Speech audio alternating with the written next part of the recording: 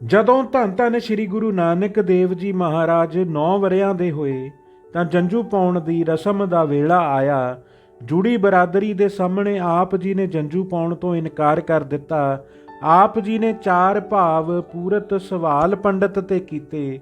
ਸਵਾਲ ਸਨ, ਕਿਉਂ ਇਹ ਜੰਝੂ ਪਾ ਰਹੇ ਹੋ? ਕੀ ਵਾਧਾ ਹੋਵੇਗਾ ਇਸ ਦੇ ਪਾਉਣ ਦੇ ਨਾਲ? ਕਿਸ ਪਦਵੀ ਨੂੰ ਇਹ ਪਹੁੰਚਾਵੇਗਾ ਅਤੇ ਕੀ ਘਟ ਜਾਵੇਗਾ ਇਸ ਦੇ ਨਾ ਪਹਿਨਣ ਦੇ ਨਾਲ? ਉੱਤਰ ਵਜੋਂ ਪੰਡਤ ਨੇ ਕਿਹਾ, ਨਾ ਪਾਈਏ ਤਾਂ ਬ੍ਰਾਹਮਣ ਤੇ ਖੱਤਰੀ ਦਾ ਧਰਮ ਨਹੀਂ ਰਹਿੰਦਾ। ਮਹਾਰਾਜ ਨੇ ਮੋੜ ਵੀ ਪਰ ਲੱਗਦੀ ਗੱਲ ਕਹੀ, ਤੁਸੀਂ ਦੱਸੋ ਪੰਡਤ ਜੀ, ਕਿਹੜਾ ਕੁਕਰਮ ਨਹੀਂ ਜੋ ਬ੍ਰਾਹਮਣ ਤੇ ਖੱਤਰੀ ਧਨ ਦੇ ਲਾਲਚ ਹਿੱਤ ਨਹੀਂ ਕਰ ਰਿਹਾ? ਚੁਗਲਖੋਰ ਹੋ ਕੇ ਖੱਤਰੀਆਂ ਨੇ ਗੁਲਾਮੀ ਦੀ ਜੰਜੀਰ ਸਭ ਨੂੰ ਪਵਾ ਦਿੱਤੀ ਹੈ। ਸਦੀਆਂ ਤੋਂ ਬਣੇ ਬ੍ਰਾਹਮਣ ਦੇ ਪੜ ਦੇ ਤੋੜਨ ਦਾ ਪਹਿਲਾ ਸਫਲ ਯਤਨ ਸੀ ਇਹ। ਧਰਮ ਦੇ ਰਾਖਿਆਂ ਵੱਲੋਂ ਹੁੰਦੇ ਜ਼ਬਰ ਤੇ ਇਹ ਕਰਾਰੀ ਸੱਟ ਸੀ ਜੋ ਬਾਬੇ ਨੇ ਮਾਰੀ। ਬ੍ਰਾਹਮਣ ਦਾ ਜੰਝੂ ਤੀਰੇ ਧਾਗੇ ਦਾ ਸੀ, ਖੱਤਰੀ ਲਈ ਦੂਰੇ ਤੇ ਵੈਸ਼ ਲਈ ਇਕੇਰੇ ਧਾਗੇ ਦਾ ਸੀ, ਪਰ ਸ਼ੂਦਰ ਨੂੰ ਇਸ ਦੇ ਪਾਉਣ ਦਾ ਅਧਿਕਾਰ ਨਹੀਂ ਸੀ। ਫਿਰ ਬ੍ਰਾਹਮਣ ਬਸੰਤ ਰੁੱਤੇ, ਖੱਤਰੀ ਗਰਮੀ ਦੀ ਅਤੇ ਵੈਸ਼ ਪਤਝੜ ਵਿੱਚ ਪਹਿਨਦਾ ਸੀ। ਬ੍ਰਾਹਮਣ ਜਬਰ ਨਾਲ ਮੂੰਹ ਮੰਗੀ ਦਕਸ਼ਣਾ ਤੇ ਖਾਣਾ ਮੰਗਦੇ ਸਨ। ਜਿਸ ਵਿਚਾਰੇ ਕਿਰਤੀ ਕੋਲ ਡੰਗ ਦੀ ਰੋਟੀ ਵੀ ਨਹੀਂ ਸੀ, ਉਸ ਨੂੰ ਮਜਬੂਰ ਕੀਤਾ ਜਾਂਦਾ ਸੀ ਕਿ ਉਹ ਜਸ਼ਨ ਕਰਾਏ, ਉਹ ਬੱਕਰਾ ਰਿੰਨ ਖਵਾਏ। ਧਰਮ ਦੇ ਸਹਾਰੇ ਐਸੇ ਕੁਕਰਮ ਕਰਨ ਵਾਲੇ ਬ੍ਰਾਹਮਣ ਨੂੰ ਕੁਰੀਤੀਆਂ ਤੋਂ ਰੋਕਣਾ ਇੱਕ ਇਨਕਲਾਬ ਹੀ ਸੀ।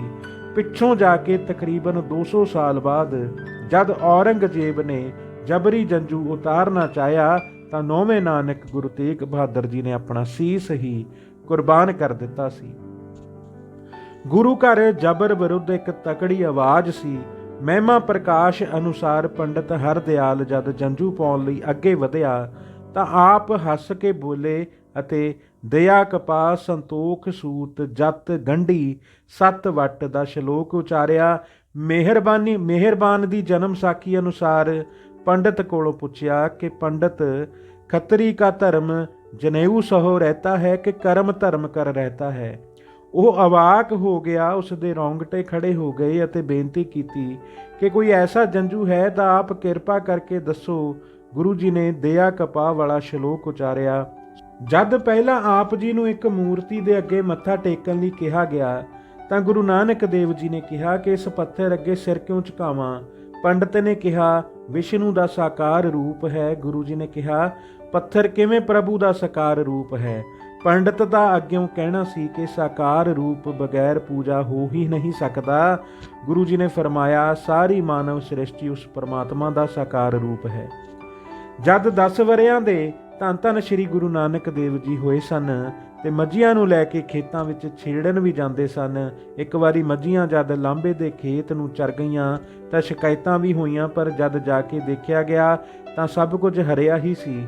ਰਾਏ ਬੁਲਾਰ ਨੇ ਜੱਟ ਕੋਲੋਂ ਸਾਰਾ ਹਾਲ ਪੁੱਛਿਆ ਤਾਂ ਉਸਨੇ ਕਿਹਾ, ਰਾਏ ਜੀ, ਉਜਾੜਾ ਤਾਂ ਉਜਾੜੇ ਨਾਲ ਹੈ, ਪਰ ਨਾਨਕ ਕਾਲੂ ਦਾ ਪੁੱਤ ਅਜਮਿਤ ਵਾਲਾ ਡਿੱਠਾ ਵੱਡੀਆਂ ਖੁਦਾਏ ਦੀਆਂ ਸਿਫਤਾਂ ਕਰਦਾ ਹੈ, ਐਸੀਆਂ ਨਸੀਹਤਾਂ ਦਿੰਦਾ ਹੈ ਕਿ ਜੇ ਸੁਣੀਏ ਤਬ ਕਿਸੇ ਕੀ ਨਹੀਂ ਰਹਿੰਦੀ।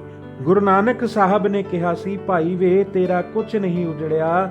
ਕਿਆ ਹੋਇਆ ਕਿ ਕਿਸੇ ਮਹੀ ਮੂੰਹ ਮਾਰਿਆ, ਖੁਦਾਏ ਇਸ ਵਿੱਚ ਬਰਕਤ ਪਾਵਸੀ। ਉਸ ਸਮੇਂ ਰਾਏ ਬੁਲਾਰ ਹਾਕਮ ਤਲਵੰਡੀ ਨੇ ਕਿਹਾ, ਅਨਾਇਤ ਖੁਦਾ ਦੀ ਹੈ, ਕਿਆ ਮੁਸ਼ਕਲ ਹੈ? ਖੁਦਾਏ ਸਰਵਰ ਦੇ ਕਿਆ ਲੱਗਦਾ, ਜਾਂ ਸਵਰਿਆ ਭਾਵੇਂ ਉੱਥੇ ਹੀ ਅੱਜ ਕਿਆਰਾ ਸਾਹਿਬ ਗੁਰਦੁਆਰਾ ਹੈ।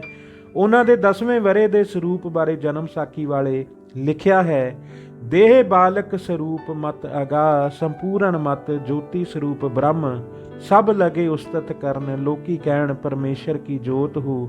ਵਾਹ ਵਾਹ, ਦੇਖਿਆ ਤੋ ਜੋਤ ਸਰੂਪ, ਬੋਲੋ ਤੋ ਗਿਆਨ ਰੂਪ, ਅਚਰਜ ਬਾਲਕ ਹੈ। ਜੋ ਕੁਝ ਤਲਵੰਡੀ ਵਿੱਚ ਹੋਏ ਆਪ ਜੀ ਮੁਖੋਂ ਭਲਾ ਹੋਵੇ, ਭਲਾ ਹੋਆ ਹੀ ਕਹਿੰਦੇ। ਇਹ ਭਲਾ ਹੀ ਉਹਨਾਂ ਦਾ ਪਰਮ ਤੱਤ ਹੈ। ਸੋ ਕਰੇ ਜੇ ਤਿਸੇ ਰਜਾਏ, ਉਹਨਾਂ ਦੀ ਆਸਾ ਦੀ ਵਾਰ ਹੈ। ਹੁਕਮ ਰਜਾਈ ਚੱਲਣਾ ਉਹਨਾਂ ਦੀ ਦ੍ਰਿਸ਼ਟੀ ਵਿੱਚ ਜਪ ਦੀ ਪਹਿਲੀ ਪੌੜੀ ਹੈ। ਜੋ ਕਿਛ ਕਰੇ ਸੋ ਭਲਾ ਕਰ, ਮਾਨੀਏ ਹਿਕਮਤ ਹੁਕਮ ਚੁਕਾਈਏ, ਉਹਨਾਂ ਦਾ ਸ਼ਬਦ ਹੈ। ਹਿਕਮਤ ਰਾਹੀਂ ਦੁਨੀਆ ਹੁਜਤ ਕਰਦੀ ਹੈ ਤੇ ਹੁਕਮ ਮਨਵਾ ਕੇ ਆਫਰੀ ਫਿਰਦੀ ਹੈ। ਦੋਹਾਂ ਨੂੰ ਮਿਟਾਉਣ ਨਾਲ ਹੀ ਹਿਜਰ ਦੀ ਪੀੜ ਹਟ ਸਕੇਗੀ। ਜਦ ਗੁਰੂ ਸਾਹਿਬ 11 ਸਾਲਾਂ ਦੇ ਹੋਏ ਤਾਂ ਇੱਕ ਵਾਰੀ ਰੁੱਖ ਦੀ ਛਾਂ ਨਾ ਢਲੀ ਛਾਂ ਨਾ ਢਲਦੀ ਵੇਖ ਕੇ ਰਾਏ ਬੁਲਾਰ ਨੇ ਮਹਿਤਾ ਕਾਲੂ ਜੀ ਦੇ ਕੋਲ ਜਾ ਕੇ ਕਿਹਾ ਸੀ, ਹੇ ਭਾਈ ਕਾਲੂ, ਇਹ ਕੋਈ ਆਮ ਬਾਲਕ ਨਹੀਂ ਹੈ, ਇਹ ਖੁਦਾ ਦਾ ਰੂਪ ਹੈ ਜੋ ਤੇਰੇ ਘਰ ਦੇ ਵਿੱਚ ਜਨਮਿਆ ਹੈ। ਪੁਰਾਤਨ ਜਨਮ ਸਾਖੀ ਵਿੱਚ ਗੁਰੂ ਨਾਨਕ ਦੇਵ ਜੀ ਦਾ ਇੱਕ ਹੋਰ ਕਮਾਲ ਬਚਨ ਸਾਂਭਿਆ ਮਿਲਦਾ ਹੈ। ਇੱਥੇ ਇੱਕ ਦਾ ਸਦਕਾ ਸ਼ਹਿਰ ਵਸਦਾ ਹੈ, ਉੱਥੇ ਇੱਕ ਦਾ ਸਦਕਾ ਉਜੜਦਾ ਵੀ ਹੈ। ਸਾਖੀ ਇਸ ਤਰ੍ਹਾਂ ਹੈ, ਭਾਈ ਮਰਦਾਨਾ ਜੀ ਨੇ ਜਦ ਏਮਨਾਬਾਦ ਦਾ ਕਤਲੇਆਮ ਹੁੰਦਾ ਡਿੱਠਾ ਤਾਂ ਉਹਨਾਂ ਨੂੰ ਸ਼ੰਕਾ ਉਪਜਿਆ ਕਿ ਇੰਨੇ ਬੇਦੋਸ਼ੇ ਕਿਉਂ ਮਾਰੇ ਗਏ। ਗੁਰੂ ਨਾਨਕ ਦੇਵ ਜੀ ਨੇ ਉੱਤਰ ਦੇਣ ਦੀ ਥਾਂ ਕਿਹਾ ਕਿ ਉਹ ਸਾਹਮਣੇ ਵਾਲੇ ਰੁੱਖ ਦੇ ਥੱਲੇ ਜਾ ਬੈਠੋ।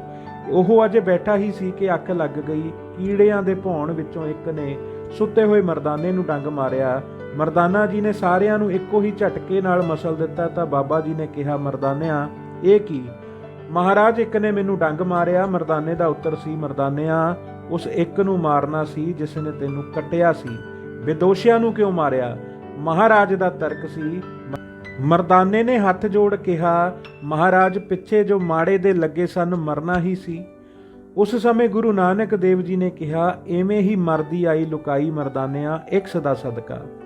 ਕੈਸੀ ਕੌੜੀ ਸੱਚਾਈ ਆਖੀ ਬਾਬੇ ਨੇ ਕਿ ਇੱਕ ਦਾ ਸਦਕਾ ਮਰਦੀ ਆਈ ਦੁਨੀਆ। ਜੇ ਘਰ ਦਾ ਬਾਪੂ ਸਿਰ ਫਿਰਿਆ ਹੈ ਤਾਂ ਘਰ ਤਬਾਹ, ਜੇ ਕਾਰਪੋਰੇਸ਼ਨ ਦਾ ਮੇਅਰ ਅਕਲੋਂ ਕੋਰਾ ਹੈ ਤਾਂ ਸ਼ਹਿਰ ਬਰਬਾਦ, ਅਤੇ ਜੇ ਪ੍ਰਦੇਸ਼ ਦਾ ਮੁਖੀ ਵਿਭਚਾਰੀ ਹੈ ਤਾਂ ਪ੍ਰਦੇਸ਼ ਦਾ ਰੱਬ ਰਾਖਾ, ਤੇ ਜੇ ਕੌਮ ਦੇ ਆਗੂ ਦਾ ਉੱਪਰਲਾ ਚੁਬਾਰਾ ਖਾਲੀ ਹੈ ਤਾਂ ਕੌਮ ਵਾਸਤੇ ਧੱਕੇ ਧੌੜੇ ਤੇ ਲਾਂਤਾਂ ਹੀ ਹਨ।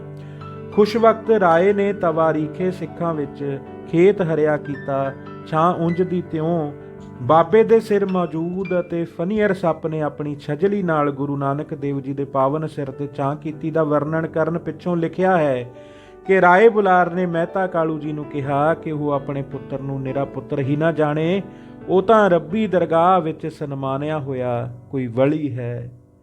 ਧੰਨ ਧੰਨ ਸ੍ਰੀ ਗੁਰੂ ਨਾਨਕ ਦੇਵ ਜੀ ਮਹਾਰਾਜ। ਵਾਹਿਗੁਰੂ ਜੀ ਕਾ ਖਾਲਸਾ, ਵਾਹਿਗੁਰੂ ਜੀ ਕੀ ਫਤਿਹ।